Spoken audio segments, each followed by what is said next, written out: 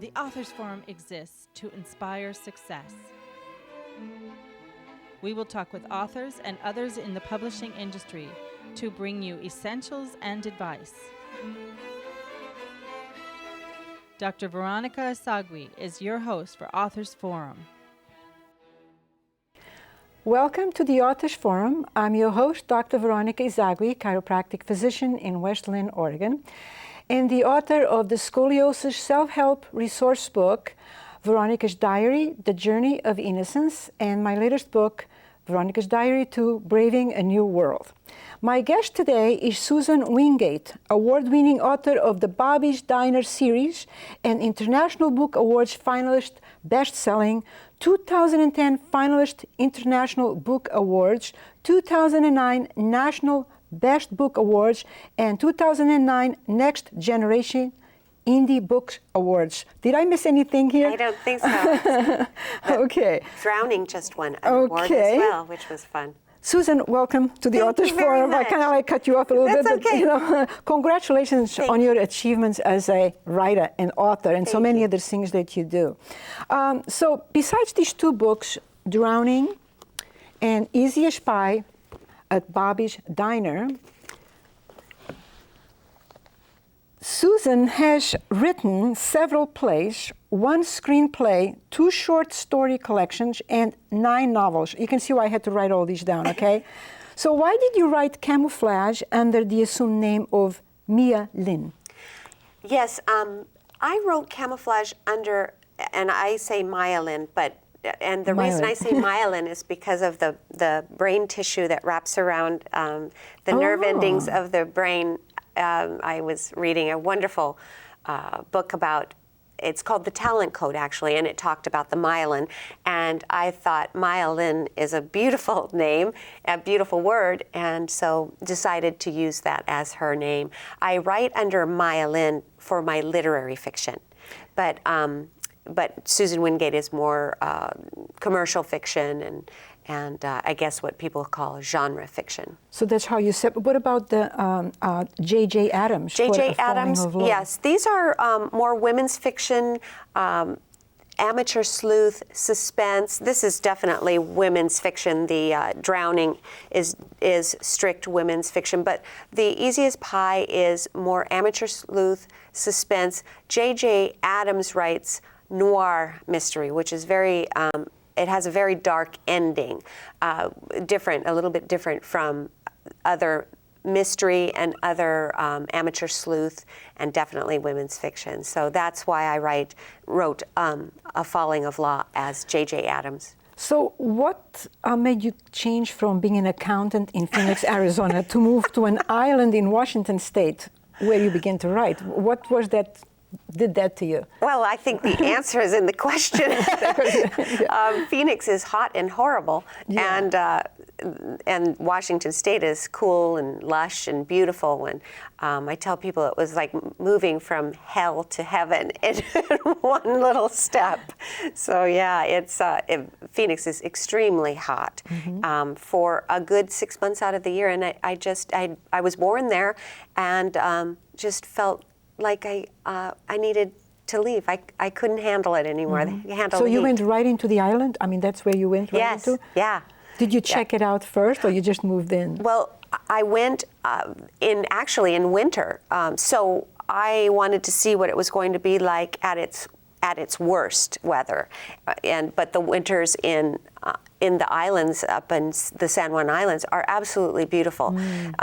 You don't get a lot of snow. You may get 2 to 3 weeks at the very most, and that's not all at once. So it worked for me, and it was cool and rainy and things that Phoenix is not, so it worked wonderful. Sounds like paradise to me. It is, yeah. It really is. So with Drowning, I started with Drowning when I first read between these two books. I read the first one, and I started by reading the back page, and where you say things like, about the author, born in Phoenix, Arizona, to James and Amy Esagui, a writer and an artist, respectively.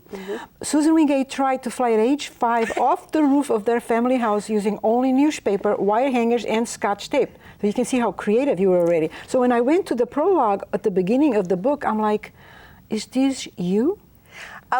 Child's Play? No, absolutely. It is not.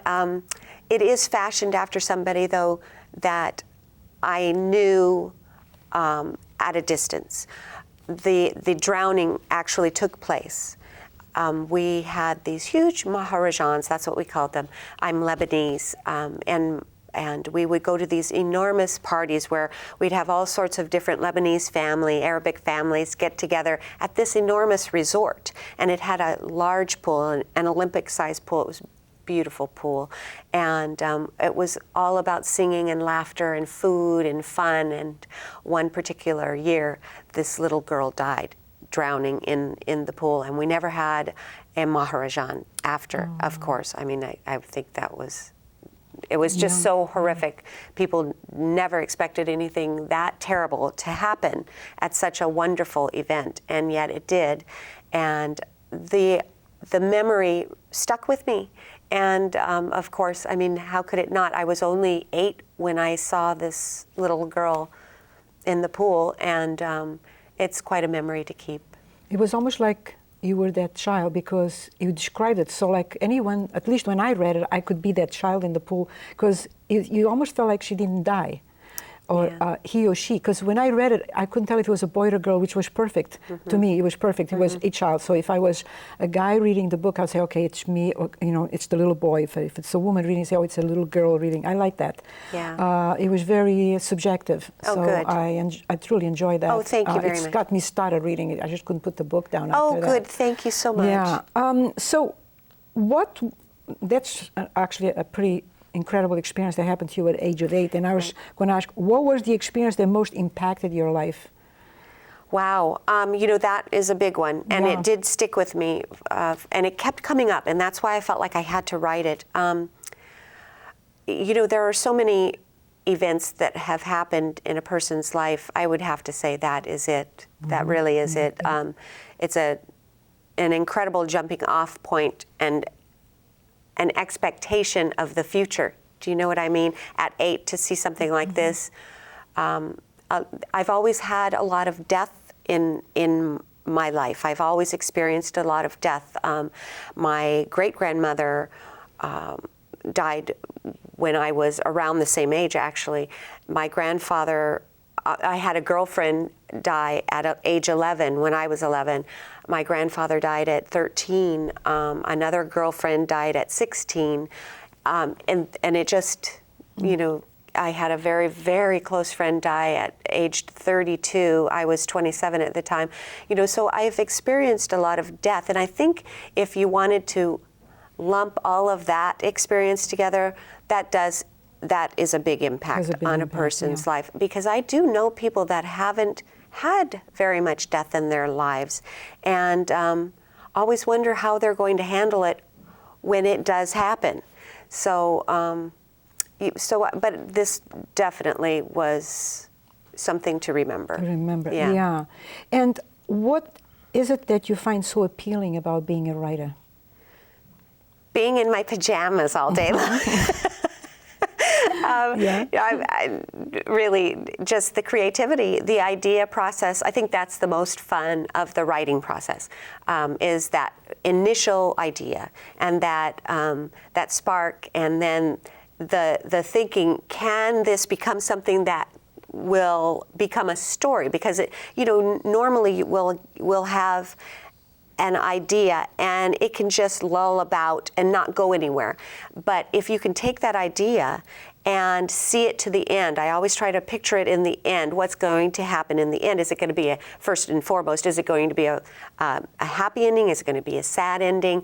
And why would it be a happy or a sad ending? If I can see that ending, then I know I can get to it in the middle. I know I can get those middle parts of the story picked out. So I think that is an awful lot of fun for me to do as a writer.